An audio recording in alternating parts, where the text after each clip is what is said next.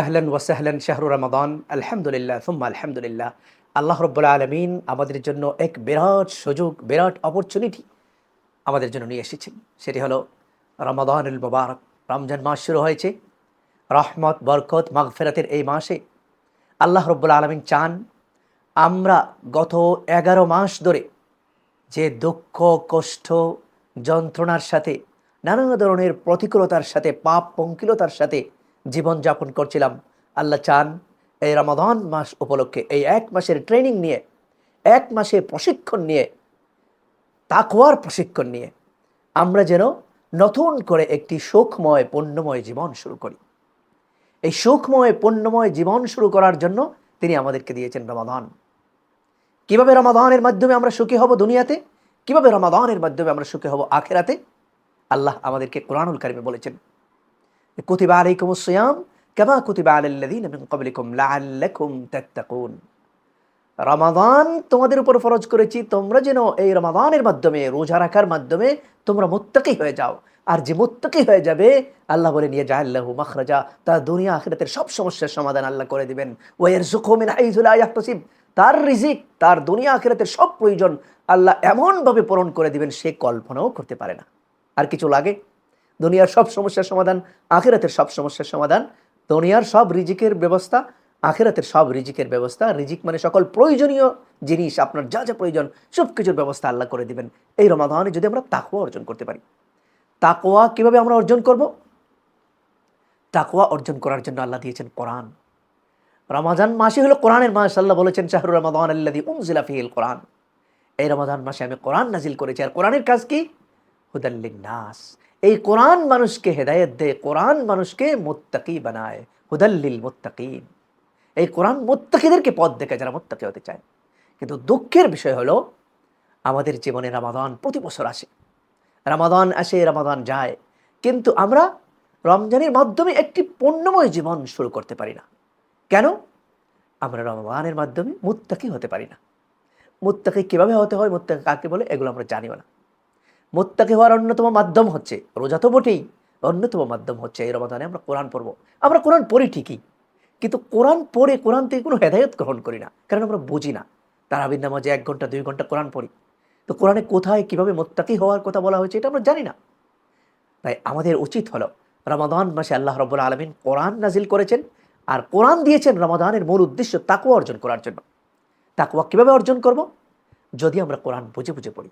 এই জন্য প্রত্যেক দিন আমাদের আলোচনা থাকবে। রমাদানে বিশেষ করে আমরা তারাবিতে যে অংশটুকু পড়ি, এই অংশটুকুর খোলাসা বা সারাংশ, সামারি, এই অংশটুকুর সামারি আমরা আপনাদের সামনে পেশ করব, যে আজকের তারাবিতে কি পড়া হলো, যাতে তারাবির মধ্যে বা কোরআনের তেলাওয়াতে আমরা যা নামাজে পড়লাম এটা আমরা বুঝি, এখান থেকে আমরা হেদায়েত গ্রহণ করি, এবং এই হেদায়েতের মাধ্যমে আমরা যেন মুত্তাকি হয়ে যেতে পারি। যদি আমরা এইভাবে প্রত্যেক দিনের তারাবির আলোচনা শুনে, কোরআনের অর্থ বুঝে, তারাবির নামাজে যা পড়া হলো এর খোলাসা, এর শিক্ষা আমরা গ্রহণ করতে পারি, এটা বুঝি, তখন আমরা সেটা অনুসরণ করি আর মুত্তাকি হয়ে যাই, তাহলে আল্লাহ রাব্বুল আলামিন রমজানের মাধ্যমে আমাদেরকে রমজানের পরে একটি সুখময় জীবন দান করবেন। ইখলাসের সাথে, আন্তরিকতার সাথে আমাদেরকে আল্লাহ রাব্বুল আলামিন প্রত্যেক দিন আমাদের এই কোরআনের আলোচনা, তারাবির আলোচনা, সারাংশটুকু 10 থেকে 15 মিনিট বা সর্বোচ্চ 20 মিনিটের মধ্যে আমরা করে ফেলব। এই সময়টুকু আপনারা বাসায় বসে, অফিসে বসে, আমাদের ইউটিউবে, ফেসবুকে সব জায়গায় এই অংশটুকু পাবেন। আপনারা প্রত্যেক দিনের তারাবির আলোচনা শুনবেন, শুনে এখান থেকে শিক্ষা গ্রহণ করবেন, অর্থাৎ এটা মেনে চলার চেষ্টা করবেন। তাইলে আপনি কষ্ট করে যে রোজা রাখছেন, কষ্ট করে যে তারাবির নামাজ পড়ছেন, কষ্ট করে যে কোরআন তেলাওয়াত করছেন, এটা আপনার কাজে লাগবে, এটা আপনার জীবন পরিবর্তন করবে। নাইলে রোজা রাখবেন, প্রতি বছর তারাবি পড়বেন, ঘন্টার পর ঘন্টা কোরআন তেলাওয়াত করবেন, খতম দিবেন, জীবনে পরিবর্তন আসবে না। কারণ আপনি তো বুঝতেছেন না, আপনি তো কোরআনকে গ্রহণ করতেছেন না, কোরআন থেকে কোনো শিক্ষা নিচ্ছেন না, তো পড়ে কি লাভ? পড়ে সব পাবেন, ঠিক আছে, এক হরফে দোষ নাকি, কিন্তু আল্লাহ যে বলছেন এই রমজানের মাধ্যমে আপনি মুত্তাকি হবেন, মুত্তাকি হইলে দুনিয়া আখিরাতের সব সমস্যার সমাধান হবে, ওইটা আপনার হবে না যদি না আপনি রমজানে কোরআন বুঝেন, যদি না আপনি বুঝে বুঝে কোরআন পড়েন এবং কোরআন অনুসরণ করেন। তো নিজে নিজে সবাই আমরা পড়তে পারবো না, তাই আমাদের আলোচনাটা অন্তত শুনেন আর রোজা ঠিক মতো রাখেন, বিশেষ করে কোরআনকে গুরুত্ব দিন। তাই আসুন আমরা আমাদের আলোচনা শুরু করি। আজকে আমরা সূরা ফাতিহা এবং সূরা বাকারার একটি অংশ সব মসজিদেই তেলাওয়াত করা হবে। কোনো মসজিদে 30 পৃষ্ঠা তেলাওয়াত করা হবে, মেজরিটি ক্ষেত্রে ইসলামী ফাউন্ডেশনের যে নিয়ম আছে সে অনুযায়ী আমরা সূরা বাকারার প্রথম পারা এবং দ্বিতীয় পারার অর্ধেক অংশ এটা আমরা সামারি আলোচনা করব, বিশেষ অংশটুকু আমরা আলোচনা করব। প্রথমে আমরা সূরা ফাতিহা দিয়ে শুরু করব। বিসমিল্লাহির রহমানির রহিম, আলহামদুলিল্লাহ রাব্বিল আলামিন। সূরা ফাতিহায় প্রথমে, এই সূরা ফাতিহার মধ্যে আল্লাহ রাব্বুল আলামিন নিজের পরিচয় দিয়েছেন। তিনি কি? তিনি হলেন রব। রব হলেন যিনি সৃষ্টিকর্তা, যিনি পালনকর্তা এবং হালাল হারামের বিধানদাতা বা আইন বিধানদাতা। আল্লাহ রাব্বুল আলামিনকে আমরা আইন বিধানদাতা মানি না, আমরা সৃষ্টিকর্তা মানি, পালনকর্তা মানি। কিন্তু আল্লাহ যে আইন বিধানদাতা, এটা প্রত্যেক দিনের নামাজে, ফরজ নামাজে, তারাবিক নামাজে, নফল নামাজে, সব নামাজে আমরা বলি। কিন্তু এইটা পড়ার পরেই নামাজ থেকে বের হয়ে আল্লাহর আইনে আমরা আমাদের রাষ্ট্র পরিচালনা করি না, আল্লাহর আইনে আমাদের বিচার হয় না, আল্লাহর আইনে আমাদের দেশের আদালত চলে না, আল্লাহর আইনে আমাদের পারিবারিক জীবন চলে না, আমাদের ব্যবসা বাণিজ্য চলে না। তো উল্টা চলতেছি আমরা, নামাজে বলতেছি আল্লাহকে আপনি হলেন রব, কিন্তু নামাজ থেকে বের হয়ে আমরা কি করতেছি? আল্লাহর আইন আমরা মানতেছি না, আল্লাহর আইনের উল্টা কাজ করতেছি। সূরা ফাতিহার প্রথম শিক্ষাই হলো আল্লাহকে সৃষ্টিকর্তা, পালনকর্তা এবং আইন বিধানদাতা মানা।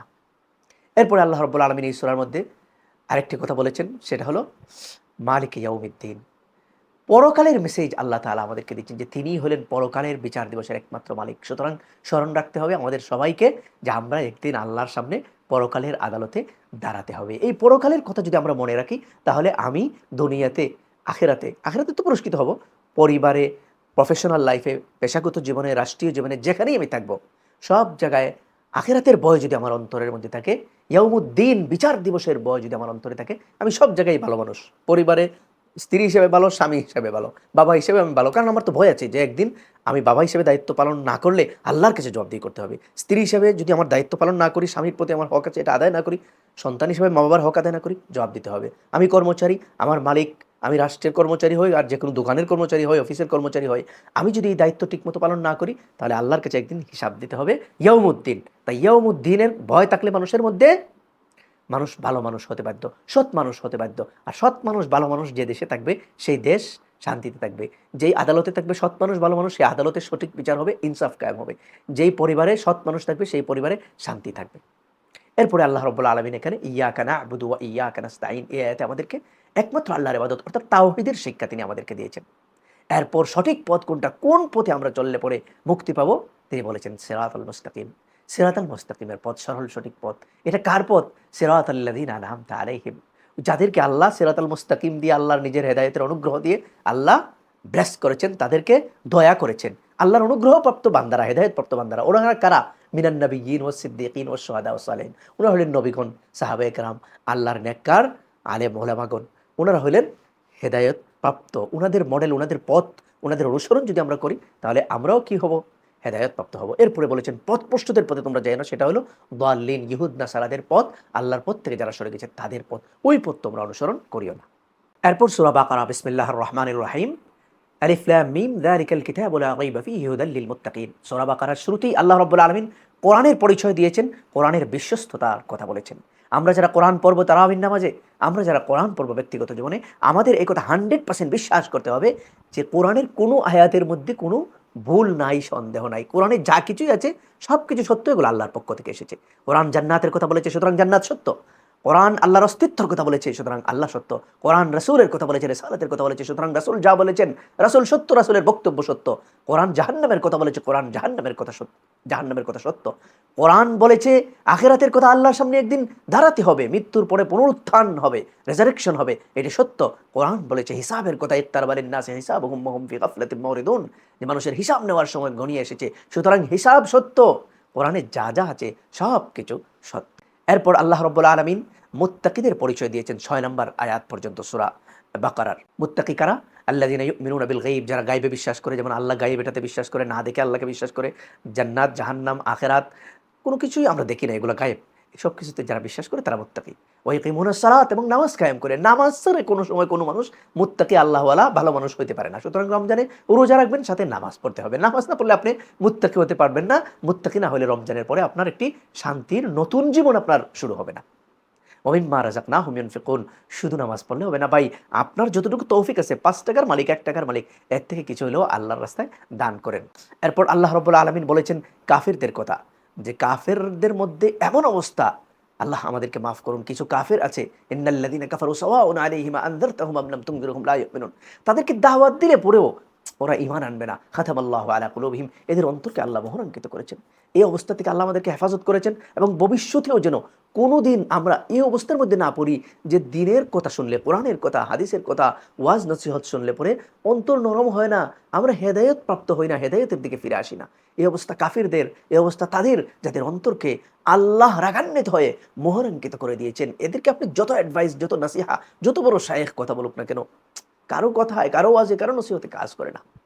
এরপর আল্লাহ রাব্বুল আলামিন বলেছেন মুনাফিকদের কথা, ওয়া মিনান নাসি মান ইয়াকুলু আমান্না বিল্লাহি ওয়া বিল ইয়াউমিল আখিরি ওয়া মা হুম বিমুমিনিন। মুনাফিকদের পরিচয় হলো তারা বলে ঈমান আনছে কিন্তু আসলে তারা ঈমানদার নয়, অর্থাৎ তাদের কথায় কাজে মিল নাই। এটা কিন্তু মুনাফিকের বৈশিষ্ট্য। সুতরাং আমরা আমাদের জীবনে কথায় কাজে যেন মিল থাকে, নাইলে একটা মুনাফিকের খাসলত আমাদের জীবনে চলে আসবে যদি আমরা কথায় কাজে মিল না রাখি। আর মুনাফিকদের আরেকটা স্বভাব হলো, তাদেরকে আল্লাহ বলেন লা তুফসিদু ফিল আরদ, তোমরা ফাসাদ সৃষ্টি করিও না।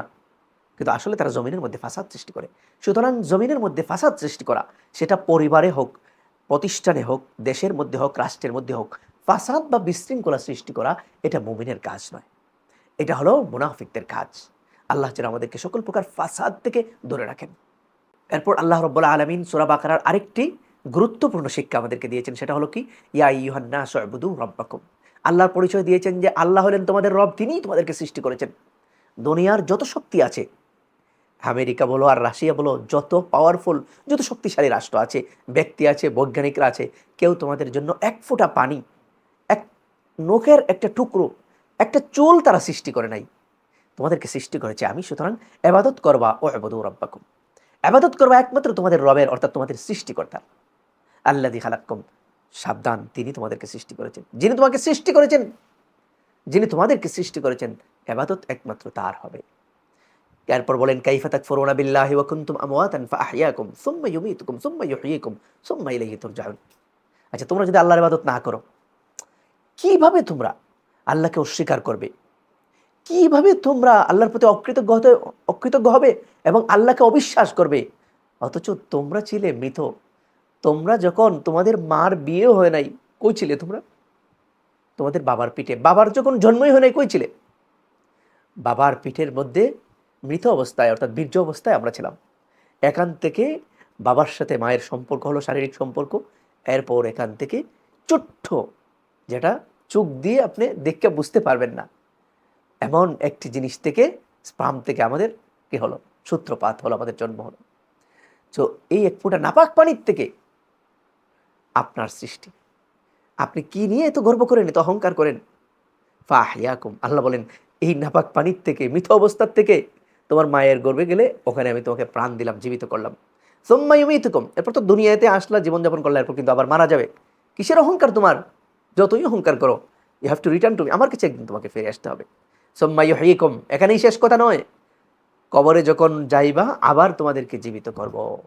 এই কথাগুলো যদি কেউ স্মরণ রাখে যে আমি কোথায় ছিলাম, আমার মা বাবার যখন জন্ম হয় না আমি কোথায় ছিলাম, হায় হায়, হাল আতা আলাল ইনসান হিনুম মিনাদ দাহরি লাম ইয়াকুন শাইআম মাযকুরা। মানুষকে স্মরণ করেন ওই সময়ের কথা, যখন সে উল্লেখযোগ্য কিছু ছিল না। আমি কোথায় ছিলাম? আর দুনিয়াতে আসলাম কার উসিলায় আসলাম, কিভাবে আসলাম? সামান্য এক ফোঁটা নাপাক দুর্গন্ধময় পানি, যেই পানি কাপড়ে লাগলে পরে কাপড় নাপাক হয়ে যায়। আমার অহংকার করার কি আছে ভাই? ওই নাপাক পানির থেকে আমার সৃষ্টি, অস্তিত্ব দিলেন আল্লাহ। আমি দুনিয়াতে আসলাম, এখন আল্লাহর কথা শুনি না। সারাদিনে 5 বার আল্লাহকে সেজদা করব, 15-20 মিনিট, আধা ঘন্টা, 1 ঘন্টা সময় লাগবে, এটুকুর সময় আমার নাই। কি জবাব দিব আমি আল্লাহর কাছে? আল্লাহ বলছেন সুম্মা ইলাইহি তুরজাউন, তোমরা আল্লাহর কাছে ফিরে আসতে হবে। তাই আমরা যদি আল্লাহর কাছে প্রত্যাবর্তন করা, ফিরে যাওয়ার ভয় করি, তাহলে আমি সব জায়গায় ভালো মানুষ। নামাজ পড়া তখন আর কষ্টকর জিনিস হবে না, মিথ্যা ছেড়ে দেওয়া কষ্টকর হবে না, গীবত ছেড়ে দেওয়া কষ্টকর হবে না, মানুষের সাথে ঝগড়া করা, মানুষের হক নষ্ট করা, এগুলো আর কষ্টকর বিষয় হবে না। কারণ আমি চিন্তা করবো যে আমি যে মানুষের উপর জুলুম করবো, আমি যে আরেকজনের গীবত করবো, আমি যে মিথ্যা কথা বলবো, আমাকে তো একদিন এই দুনিয়া ছেড়ে চলে যেতে হবে। এগুলোর জন্য আল্লাহর সামনে একদিন দাঁড়াতে হবে।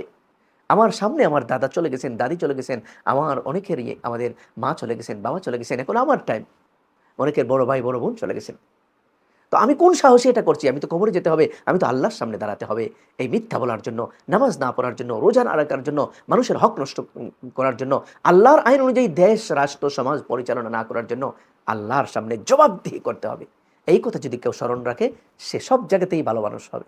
এরপর এই সূরার আরেকটি গুরুত্বপূর্ণ আয়াত হলো আমাদের সৃষ্টির কথা, সৃষ্টির শুরুর কথা আল্লাহ স্মরণ করিয়ে দেন। ওয়াইজ ক্বালা রাব্বুকা লিল মালাইকাতি ইন্নী জাইলুন ফিল আরদি খলিফা। স্মরণ করো ওই সময়ের কথা যখন তোমার রব বলেছিলেন ফেরেশতাদেরকে যে আমি পৃথিবীতে আমার খলিফা, আমার প্রতিনিধি সৃষ্টি করব। খলিফা বা প্রতিনিধির কাজ কি হবে?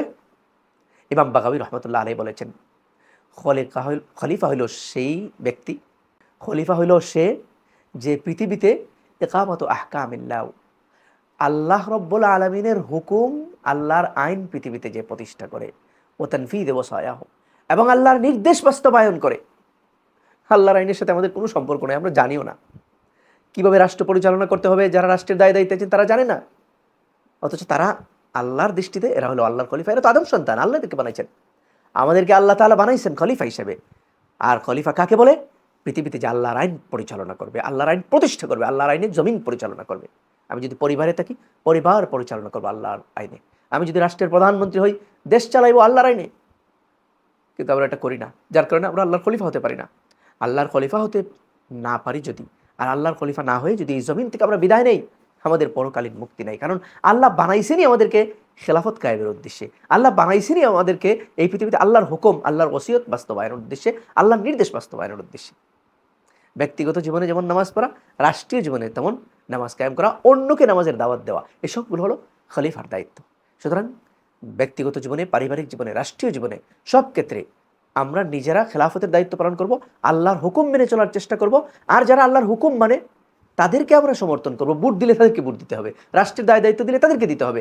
যারা আল্লাহর হুকুম অনুযায়ী এই জমিন পরিচালনা করতে পারবে, তারাই হলো আল্লাহর খলিফা। তাদেরকে সহযোগিতা করা, সমর্থন করা, সাপোর্ট দেওয়া, এইটা আমাদের খলিফা হিসেবে আল্লাহর দায়িত্ব, আল্লাহর দেওয়ার দায়িত্ব। আর না হলে, আমি যদি এটা না করি, আল্লাহর হুকুম অনুযায়ী জীবন জমিন পরিচালনা না করি, তাহলে খলিফা বা আল্লাহ যে উদ্দেশ্য আমাকে বানাইছিলেন, এই উদ্দেশ্য আমি সাধন করলাম না। আল্লাহর উদ্দেশ্যের সাথে আমি প্রতারণা করলাম, আল্লাহর উদ্দেশ্যের বিপরীতে আমি চললাম। এতে করে কোনোদিন আমি পরকালে মুক্তি পাবো না, দুনিয়াতেও মুক্তি পাবো না, আল্লাহ আমার উপর সন্তুষ্ট হবেন না। এরপর এই সূরার আরেকটি গুরুত্বপূর্ণ আলোচ্য বিষয় যেটা আজকের তারাবিতে আলোচনা হলো, সেটা হলো ইয়া বানি ইসরাঈল আযকুরু নি'মাতি আল্লাতী আন'আমতু আলাইকুম ওয়া আউফু বিআহদি উফি বিআহদিকুম ওয়া ইয়্যায়া ফারহাবুন। বনি ইসরাইল, এদের নাম আপনারা অনেকে শুনে থাকবেন। ইসরাইল ছিল ইউসুফ আলাইহিস সালাতু ওয়াস সালামের বাবা ইয়াকুব আলাইহিস সালাতু ওয়াস সালামের উপনাম। ইসরাইল মানে আল্লাহর বান্দা। তো ওই ইসরাইল বা আল্লাহর বান্দা ইয়াকুব আলাইহিস সালাতু ওয়াস সালাম, ওনার বংশধর যারা, তাদেরকে বনি ইসরাইল বলা হয়। বনি মানে সন্তান, আর বনি ইসরাইল মানে ইসরাইলের সন্তান। ওনার সন্তানরা, এই বনি ইসরাইল গোষ্ঠী, ওনার সন্তানদের মধ্যে অনেক নবী ছিলেন, অনেক খারাপ মানুষ ছিল। আল্লাহ রাব্বুল আলামিন বারবার তাদেরকে অনেক নিয়ামত দান করেছেন।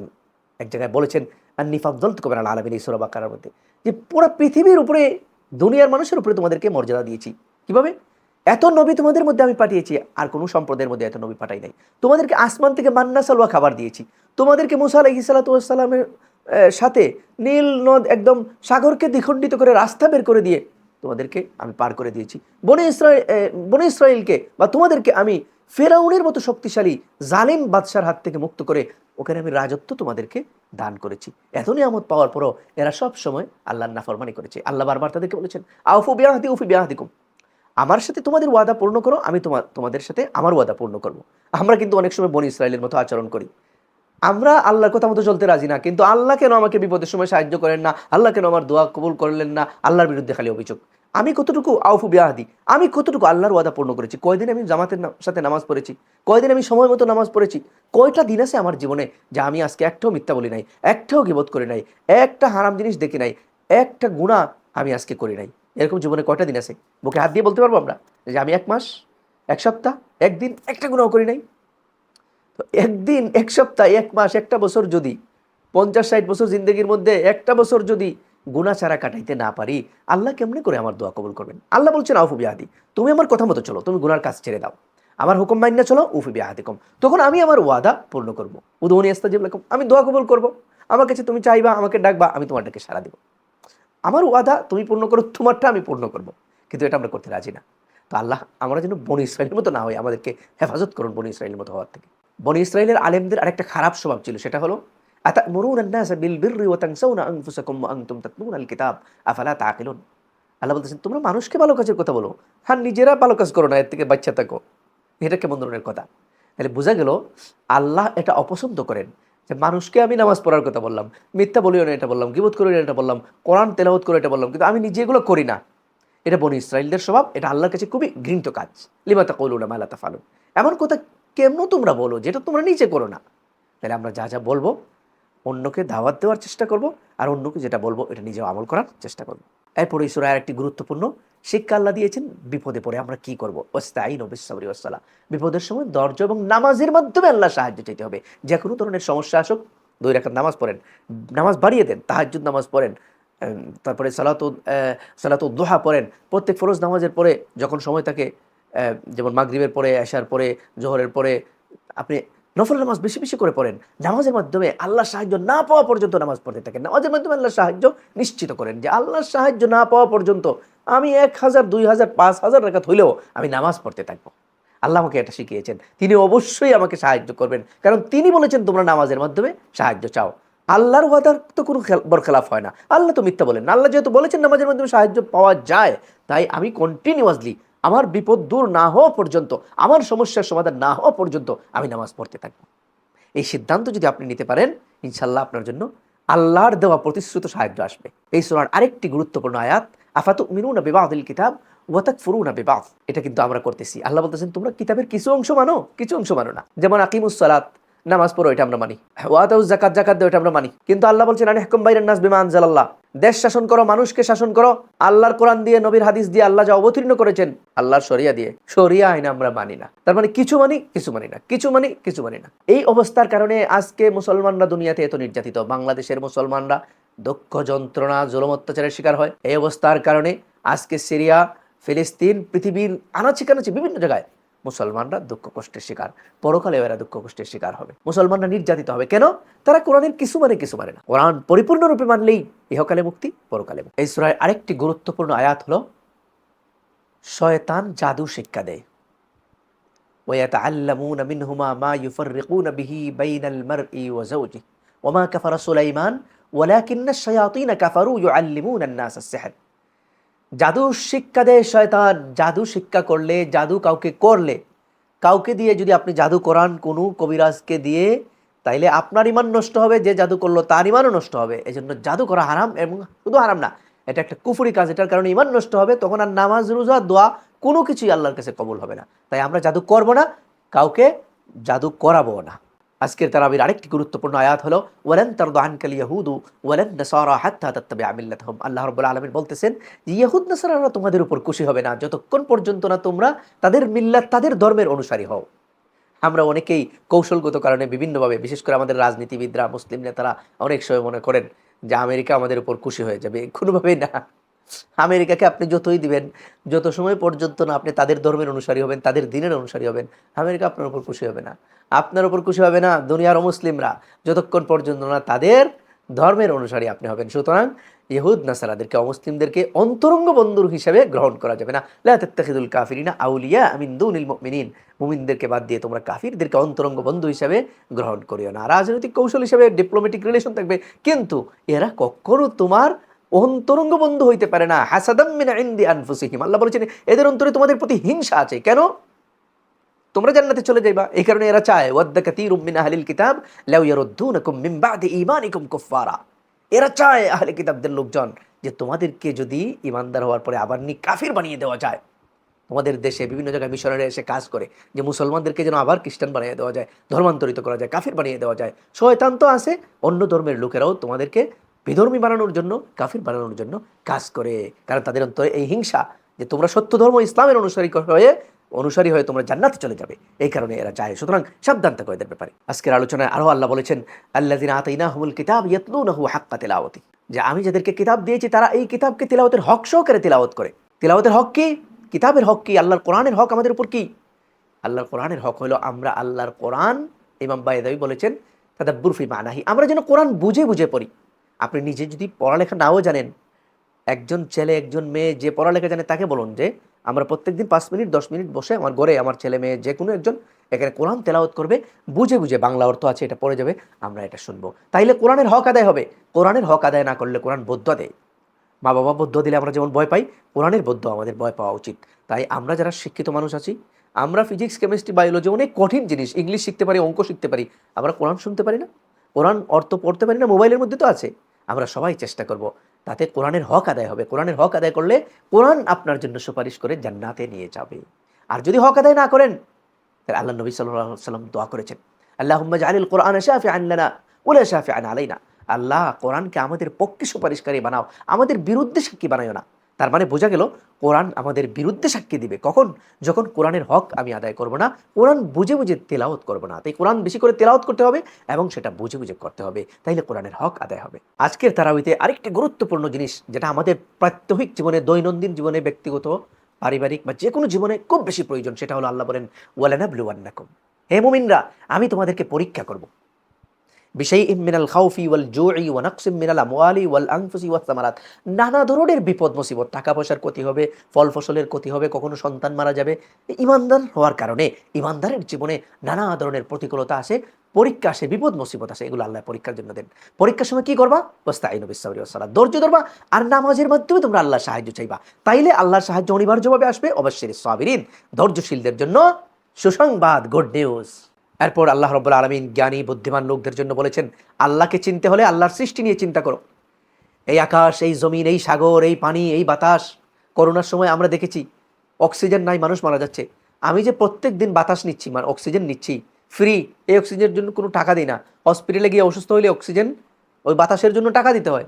আর আপনি প্রত্যেক দিন সারা জীবন ধরে 70, 80, 90 বছর ধরে অক্সিজেন নিতেছেন। আল্লাহর তৈরি করা অক্সিজেন, এই বাতাস কে বানাইছে? আল্লাহ। সুতরাং ইন্না ফি খালকিস সামাওয়াতি ওয়াল আরদি ওয়া ইখতিলাফিল লাইলি ওয়ান নাহারি লাআয়াতিল লিউলিল আলবাব। এই আকাশ জমিন এবং আকাশ জমিনে যা কিছু আছে, এগুলো যে সৃষ্টি করেছেন নিকতা নিয়ে, এই সৃষ্টি নিয়ে যে চিন্তা করবে সে অবশ্যই হেদায়েত প্রাপ্ত হবে। এবং উলিল আলবাব বা জ্ঞানী বুদ্ধিমান ব্যক্তি তারা, যারা এগুলো নিয়ে চিন্তা করে। আর জ্ঞানী বুদ্ধিমান ব্যক্তি যারা, তাদের উচিত এগুলো নিয়ে চিন্তা করা। এগুলো চিন্তা করলে পরে তারা এর থেকে হেদায়েত লাভ করতে পারবে। এরপর আল্লাহ বলেছেন, ওয়ালা তাকুলু আমওয়ালাকুম বাইনাকুম বিল বাতিল, তোমরা একে অন্যের মাল সম্পদ অন্যায়ভাবে গ্রাস করিও না, যেটা আজকের সমাজে খুব বেশি হচ্ছে। আমরা তারাবি পড়ছি ঠিকই, কিন্তু তারাবির নামে আপনি শুনছেন, আজকে শুনে আসছেন না, ওয়ালা তাকুলু আমওয়ালাকুম বাইনাকুম বিল বাতিল। তো এই আয়াত শোনার পরে যে অন্যায়ভাবে কারো সম্পদ, কারো জায়গা জমি এগুলো দখল করিয়া রাখিও না, কারো টাকা পয়সা সম্পদ মাইরা খাইও না, এগুলা আপনি শুনছেন। শোনার পরে কি মনের মধ্যে এটা আসছে যে আমি তো অমুকের কিছু সম্পদ দখল করে রাখছি, অমুকের জায়গা দিচ্ছি না, অমুকের সাথে আমার জায়গা জমির বেজাল আছে, এটা শেষ করে ফেলি? আপনার মন্ত্রের মধ্যে এটা আসছে না, কারণ ওয়ালা তাকুলু আমওয়ালাকুম বাইনাকুম বিল বাতিল, এর অর্থ আপনি জানেন না। তাই জানিয়ে দিলাম, আল্লাহ বলতেছেন যে তোমরা একে অন্যের সম্পদ অন্যায়ভাবে গ্রাস করিও না, অন্যায়ভাবে খাইও না। সুতরাং যদি আপনি অন্যায়ভাবে কারো সম্পদ গ্রাস করে থাকেন, তওবা করে তার হকটা ফিরাইয়া দেন, না হলে কিয়ামতের মাঠে আল্লাহ আপনাকে মাফ করবেন না। এটা বান্দার হক, তো ওই লোক এসে আপনার কাছ থেকে নিয়ে যাবে, আপনার আমল নিয়ে যাবে। দুনিয়াতে তার সম্পদ নিয়েছেন, তো ওই দিন আপনার আমল নিয়ে যাবে, তখন আপনি আর জান্নাতে যেতে পারবেন না, আপনার আমল তাকে দিয়ে দিতে হবে। এরপর আল্লাহ বলেছেন, ওয়াকাতিলুহুম হাত্তা লা তাকুনা ফিতনাতুন ওয়া ইয়াকুনা আদ-দীনু লিল্লাহ, তোমরা আল্লাহর পথে লড়াই করো যতক্ষণ পর্যন্ত না দিন কায়েম হয়। এই দিন কায়েম হওয়ার অর্থ হলো, এই জমিনের মধ্যে জুলুম থাকবে না, ফিতনা থাকবে না, বেইনসাফি থাকবে না, অন্যায় থাকবে না। যেখানে ইনসাফ, আদল প্রতিষ্ঠিত হবে। এই জন্য তোমরা আদল ইনসাফের জন্য লড়াই করো।